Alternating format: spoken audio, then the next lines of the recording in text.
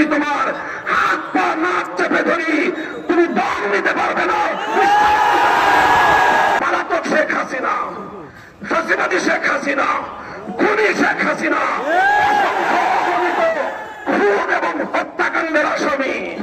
ছোট্ট কচি শিশু সহ তার শোক সন্তপ্ত পরিবার পরিজনের প্রতি আন্তরিক সমবেদনা জ্ঞাপন করছি যে আজকে সুপরিকল্পিতভাবে একটি সাম্প্রদায়িক উস্কানির মাধ্যমে বাংলাদেশে সাম্প্রদায়িক দাঙ্গা বাঁধানোর পরিকল্পিত পায়তারা চালানো হচ্ছে।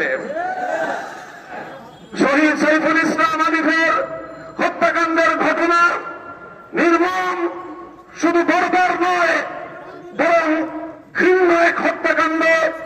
প্রকাশ্য দিবালোকে আদালত চত্বরে একটি সন্ত্রাসী সংগঠনের সশস্ত্র সন্ত্রাসীরা একজন তরুণ আইনজীবী সরকারি কর্মকর্তাকে টেনে হিচড়ে নিয়ে হত্যা করবে, এরকম বর্বরতার দৃশ্য দেখার জন্য বাংলাদেশ প্রস্তুত নয়।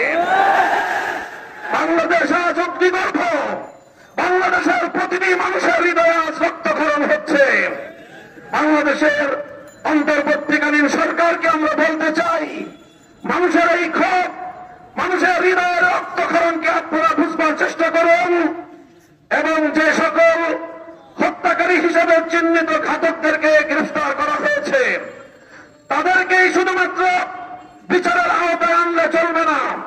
আমাদের স্পষ্ট দাবি হল এই ঘটনার নেপথ্যে যারা রয়েছে সেই নেপথ্য খুনিদেরকে বের করে মুখ সম্মোচন করতে হবে, তাদেরকেও বিচারের আওতায় আনতে হবে।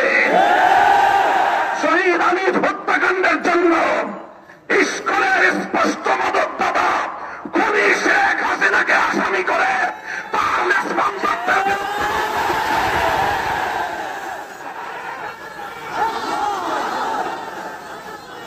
আমরা স্পষ্ট ভাষায় বলতে চাই, বিগত 15 বছর আমরা দেখেছি বাংলাদেশের অভ্যন্তরীণ প্রতিটি বিষয়ে কিভাবে শুধু অসৌজন্যমূলক নয় বরং কূটনৈতিক শিষ্টাচার বর্জিত বাংলাদেশের অভ্যন্তরীণ ইস্যুতে চরম নগ্ন হস্তক্ষেপ করে বাংলাদেশের জনগণকে আহত ক্ষতবিক্ষত করে তুলেছে ভারত।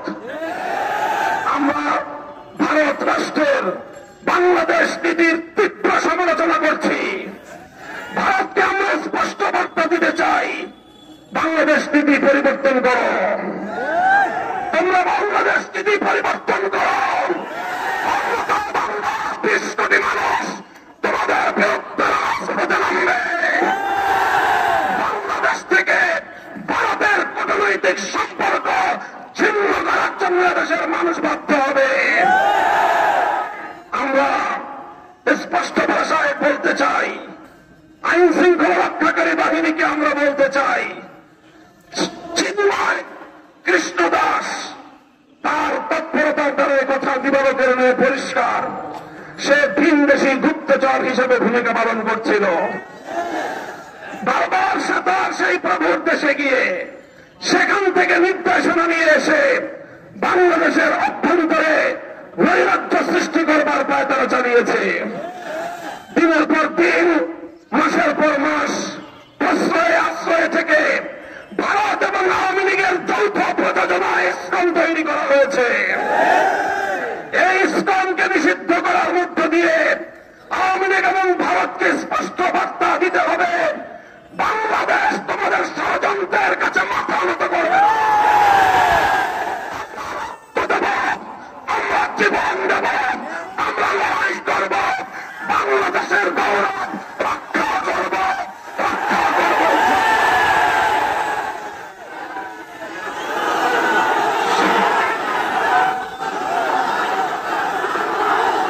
সংগ্রামী সাথী বন্ধুগণ, হেফাজতে ইসলামের কেন্দ্রীয় নেতৃবৃন্দ সহ হেফাজতের প্রতিনিধি দল শহীদ সাইফুল ইসলাম আলিফের কবর জিয়ারত করেছে। তার শোক সন্তপ্ত পরিবার পরিজনের পাশে দাঁড়িয়ে তাদের কাছে আমরা কথা দিয়ে এসেছি, আলিফ হত্যাকাণ্ডের বিচার বাংলাদেশে হবে। শহীদ আলিফ যে জন্য জীবন দিয়েছে, ভারতীয় আধিপত্যবাদকে